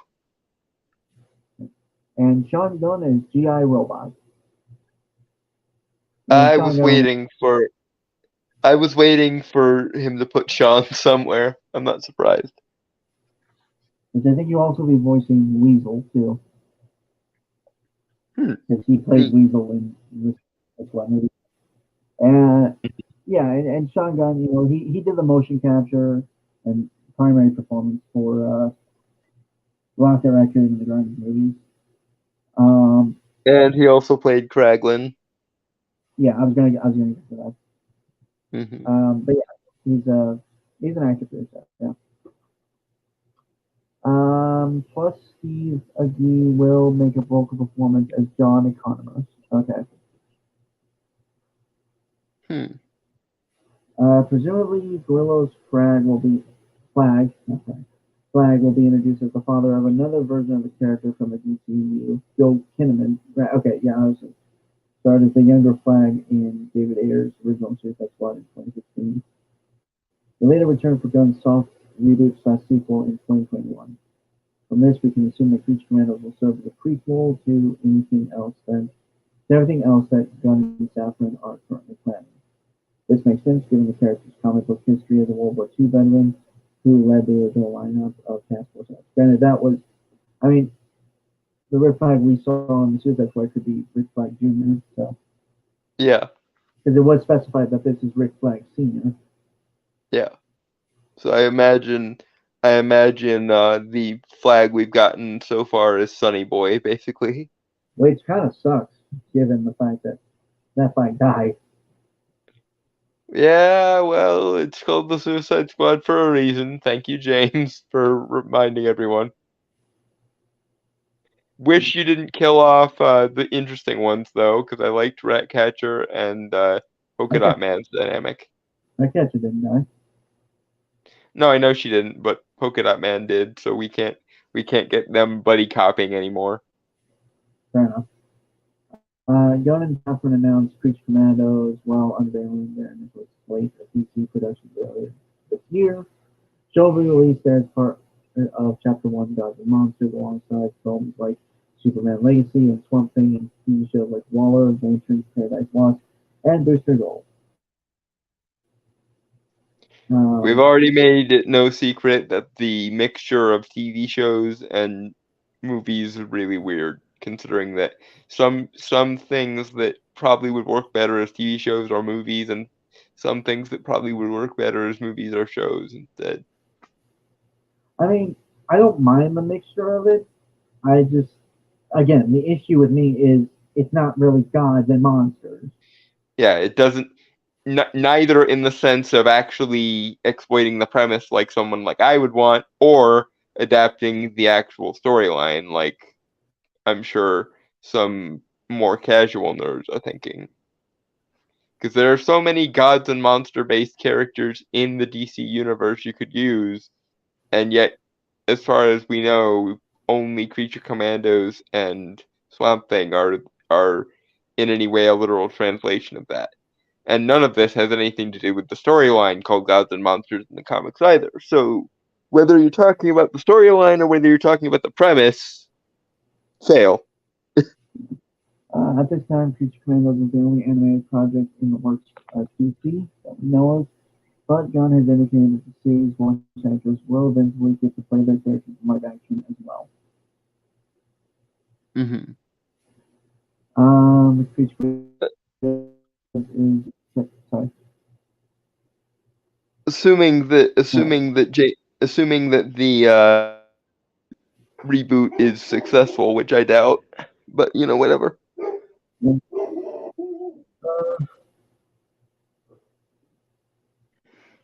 But James Gunn has indicated that the series, Peach Commandos is set to premiere its 7-episode first season on Max in 2024. What do you think? What do you think of the casting choices for the upcoming series? I think it's good choices, like very good actors. It's fine. I just don't. Again, it's like throwing random things at the wall and seeing what sticks, basically, which is weird. Yeah. Again, really, the only thing I am excited for is Preach Commandos and Swamp Thing. Mm-hmm. And then against and honestly, I feel bad because I'm sure a lot of people are working with other things. I just think the base concept that they were given to work off of is kind of fucking them. I feel bad for whoever they cast as the new Superman because he's never gonna hear the end of the "Why aren't you Henry Cavill? Why aren't you Henry Cavill?" thing. Yeah, that does suck. But again, it sucks because Henry Cavill never got a true. Yeah, he never actually played the character. He played basically a slightly more sane version of Homelander, more or less. Yeah, it's just sucks, man. And he's such a fan. He's such a nerd about it too. Yeah, he's a fanboy. 10 years he tried to be the real Superman, to try and play the real Superman, and he kept getting fucked over constantly. By the writing, yep, and by Warner Brothers being shitty. Yeah, it's just but honestly, I am willing to give the new Superman a shot. It's just I think there is baggage there, and no one else, other people are not going to let it go, and it sucks, you know. And it's also gonna have to be a virtually unknown actor because I don't know any known actors, any name actors who have the kind of physicality that Henry Cavill does. And if they don't have the right physicality, it's gonna feel like a downgrade. And DC needs to do everything they can to make sure that the new Superman does not feel like a downgrade. Anyway, with that, folks, I want to say goodbye, adios, aloha, avidite, sayonara, peace, cheers, and Shalom and fuck off. See you next week.